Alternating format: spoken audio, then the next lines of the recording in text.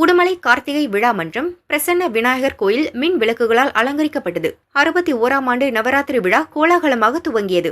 கோயில் வளாகத்தில் சுவாமி விக்கிரகங்கள் கொலுவுக்காக அலங்கரித்து வைக்கப்பட்டன. திருமுறை கலாநிதிகள் கலைமாமணி சண்முக சுந்தர தேசிகர், வெங்கடேசன், குமார சுவாமிநாதன் மற்றும் சிவராஜபதி ஆகியோரின் பன்னிசை நடைபெற்றது. இதில் சுப்பிரமோனி வயலின் இசைத்தார். வெங்கடேஷ் பாபு மிருதங்கம் வாசித்தார். திருமுருகன் முகர்சிங் வாசித்தார். திரளான பக்தர்கள் பங்கேற்றனர்.